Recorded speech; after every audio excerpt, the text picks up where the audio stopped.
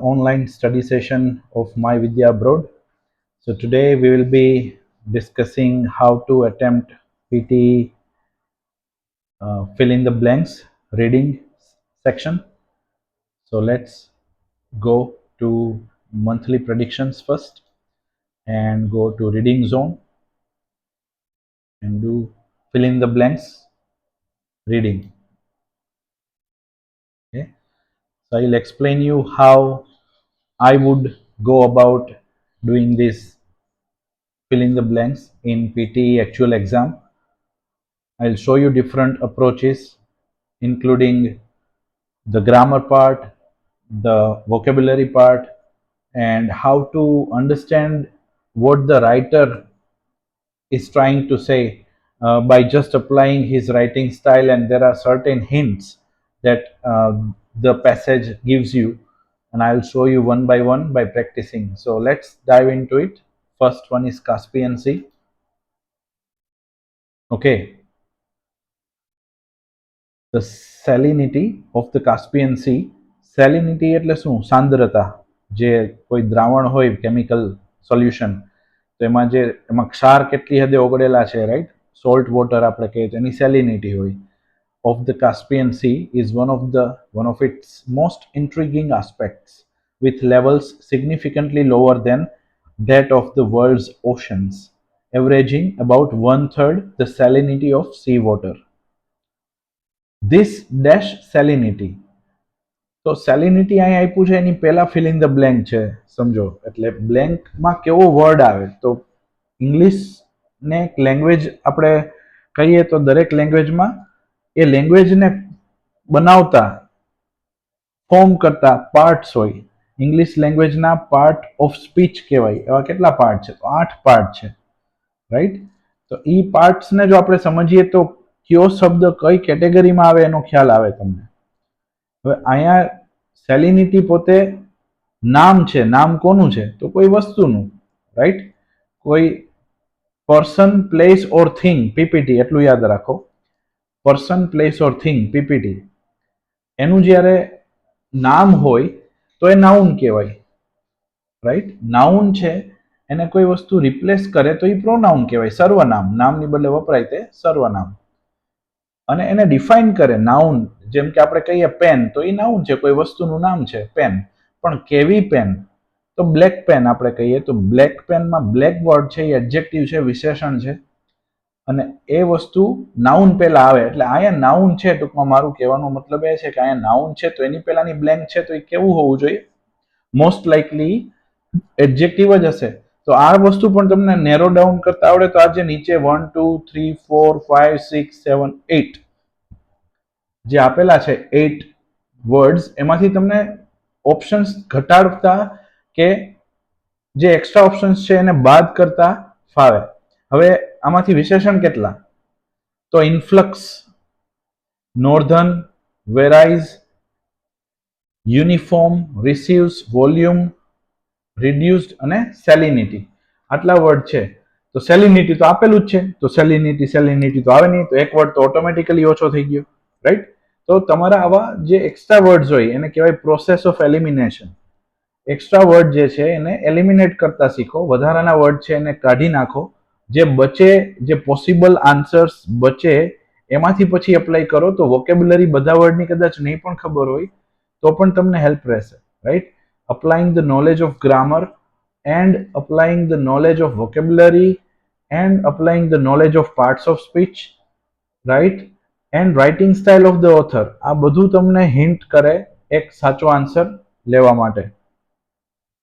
તો આ કેવી સેલિનિટી છે? તો આગળની લાઈનમાં લખ્યું છે એ લોકોએ કે કાસ્પિયન સી ની જે સેલિનિટી છે is one of its most intriguing aspects, right? એનો ખૂબ જ વિચાર ઉપજાવે એવો આસ્પેક્ટ છે કાસ્પિયન સી ની સેલિનિટી.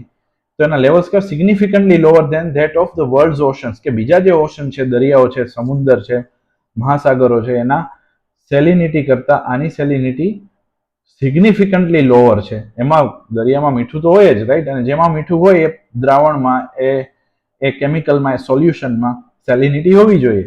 પણ આમાં કંઈક આશ્ચર્ય જન્માવે એવી વાત છે, એટલે ઇન્ટ્રિગિંગ કીધું. એ સમજો, ઇન્ટ્રિગિંગ. Averaging about 1/3 of salinity of the sea water. C water કરતા 1/3 છે, તો આ સેલિનિટી કેવી થઈ? તો ઓપ્શન્સ છે એમાંથી રિડ્યુસ્ડ જ આવશે, ઓબ્વિયસ છે ને. તો રિડ્યુસ્ડ સેલિનિટી આવશે કારણ કે ઘટેલી છે, એક તૃતીયાંશ ભાગની છે. due to the large volume of fresh water it dash from rivers,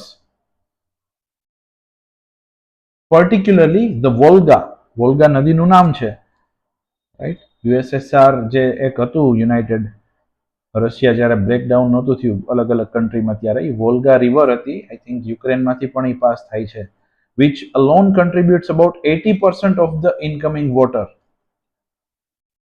Okay, જોઈએ options. is due to the large volume of fresh water it. હવે જો it આવે, સમજો it અને વર્તમાનની જ વાત છે, અત્યારની વાત કેની છે? વર્તમાનની વાત છે કે એને વધારાનું પાણી જે છે મોટા ભાગનું લાર્જ વોલ્યુમ કેમાંથી મળે છે? તો નદીઓમાંથી મળે છે. તો એ રિસીવ્સ આવશે કારણ કે થર્ડ પર્સન સિંગ્યુલર હોય તો સબ્જેક્ટ વર્બ એગ્રીમેન્ટ એક ટોપિક છે ઇંગ્લિશ ગ્રામરમાં, એમાં સબ્જેક્ટ અને વર્બ બંને એકબીજા સાથે એગ્રી થવા જોઈએ. તો હી, શી કે ઇટ હોય, થર્ડ પર્સન સિંગ્યુલર હોય તો એમાં શું કરવું પડે? એસ કે ઈએસ લગાડવો પડે જ્યારે વર્તમાન કાળની વાત હોય, પ્રેઝન્ટ ટેન્સની વાત હોય, સિમ્પલ પ્રેઝન્ટ ટેન્સ. ઓકે, તો ઇટ રિસીવ્સ ફ્રોમ રિવર્સ, અને પર્ટિક્યુલરલી બધી રિવર્સમાંથી મેઇન કોણ? Volga river, which alone contributes about 80% of the incoming water. However, the Caspian Sea's salinity is not uniform throughout. Caspian C ની સેલિનિટી પાછું through out uniform નથી, તમે કયા પાર્ટમાંથી એનું સેમ્પલ લો છો એના ઉપર ડિપેન્ડ કરે છે, એવું કહેવા માંગે છે. It dash from north to south, being lower in the northern parts due to the greater dash of river water and higher in the southern parts due to higher evaporation rates. Okay, it dash from north to south. તો શું થાય છે? વેરાઇઝ. Again it આવ્યું એટલે S કે S લાગશે, તો very થવું એટલે બદલવું, અલગ અલગ હોવું, અને ઇટ છે તો વાય નીકળી જાય અને આઈઈએસ લાગી જાય. આ નિયમ છે વર્ડ ફોર્મેશનનો, ઇંગ્લિશમાં નિયમ છે કે વેરી VARY વર્ડ હોય એટલે બદલવું, રાઈટ. એમાં ડિફરન્સ હોવો, પણ એ વર્બ ફોર્મ છે, વર્બ ફોર્મમાં પાછળ એસ લાગે પણ આમાં વાય હતો એટલે વાય નીકળે, એનો આઈ થાય, અને આઈ છે એટલે ઈએસ લાગશે, ખાલી એસ નહીં લાગે. તો આ થઈ ગયું વર્ડ ફોર્મેશન. સમજો તો વર્ડ ફોર્મેશન એક વસ્તુ, સેન્ટેન્સ કન્સ્ટ્રક્શન બીજી વસ્તુ, અને સબ્જેક્ટ વર્બ એગ્રીમેન્ટ આ બધા ગ્રામરના પાર્ટ્સ છે. સાથે સાથે આ જ્યારે આપણે પ્રેક્ટિસ કરતા જઈએ ત્યારે હું બધું સમજાવતો જઈશ. મારા બધા વિડીયોઝમાં જે ટોટલી ફ્રીલી અવેલેબલ છે મારા યુટ્યુબ ચેનલમાં, I will show you all the students who want to attend my online classes or who want to join this course online for free. આ તમે મારા યુટ્યુબના વિડીયો અટેન્ડ કરો, તમને બધું ફ્રીમાં આમાંથી જાણ થશે અને તમારું નોલેજ પણ ઇમ્પ્રૂવ થશે. Okay, from north to south being lower in the northern parts due to the greater dash of river water and higher in the southern parts due to greater what? Lower in the northern parts, right? Due to the greater influx of river water and higher in the, right, influx. કારણ કે સૌથી વધારે river water ક્યાં આવતું હશે? North પાર્ટમાં, ત્યાંથી ભળતું, નદીઓ બધી એમાં ભળતી હશે, તો એનો જે બહાવ છે, એનું જે પાણીની આવક છે એ વધારે હશે. તો ઓબ્વિયસ છે સાંદ્રતા ઓછી હોય, સેલિનિટી ઓછી હોય, સોલ્ટ વોટર ઓછું હોય ત્યાં. અને જ્યાં ઓછું ઇન્ફ્લક્સ હોય, ગ્રેટર ઇન્ફ્લક્સ ના હોય, કોનું? રિવર વોટરનું, તો ત્યાં શું હોય? તો ત્યાં ખારાશ વધારે હોય, ખારાશ વધારે હોય એટલે હાયર ઇન ધ સધર્ન, તો ત્યાં હાયર હશે. સધર્ન પાર્ટ્સમાં શું છે? પાણી ઉડી જાય, ઇવેપોરેશન રેટ વધારે હોય અને પાણી નવું ના આવતું હોય તો ત્યાં સેલિનિટી વધારે હશે. ઓકે, સો તમે જો બ્રેકડાઉન કરતા ફાવશે તમને, રાઈટ, તમને બ્રેકડાઉન કરતા ફાવશે કઈ રીતે કરવું, તો તમે જોશો કે તમારા આન્સર જે છે એ બધા સાચા પડશે. એક સિસ્ટમેટિક વેમાં કરો આને, તો તમારું જે application of your knowledge overall ઇંગ્લિશનું, રાઈટ, એમાં ગ્રામર આવે, વોકેબ્યુલરી આવે, એ બધું અપ્લાય કરશો તો ખોટા પડવાના ચાન્સ એકદમ રિડ્યુસ થઈ જશે. Process of elimination is very important.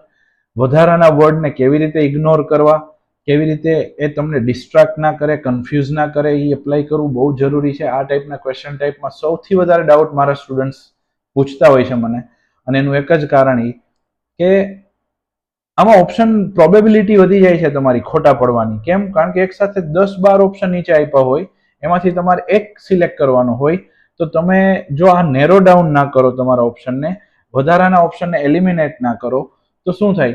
ખોટું પડવાના ચાન્સ વધી જાય છે, ઓબ્વિયસ છે. હવે આનાથી પણ વેઇટેજ કયા ક્વેશ્ચન ટાઈપનું વધારે છે પીટીઈમાં? તો read and write fill in the બ્લેન્ક્સનું વધારે છે, right? Read and write fill in the blanks. પણ એ આપણે નથી કરતા. Read and write fill in the blanks આના જેટલું ડિફિકલ્ટ ફાઇન્ડ નથી કરતા. કેમ નથી કરતા? કારણ કે એમાં 4 જ ઓપ્શનમાંથી એક કરવાનું છે, એટલે એમાં 25% પ્રોબેબિલિટી છે સાચા પડવાની, રાઈટ? અને ખોટા પડવાની બાકીના 75%. ઓકે, તો આવી જ રીતે હું મારા બધા ક્વેશ્ચન્સ તમને હું સમજાવતો જઈશ, અપલોડ કરતો જઈશ યુટ્યુબ ચેનલમાં. Do subscribe and follow, right? Do comment and let me know if you have any particular doubt in any particular question type. તો આપણે એને એડ્રેસ કરશું અને નેક્સ્ટ વિડીયોમાં એને અપલોડ કરશું.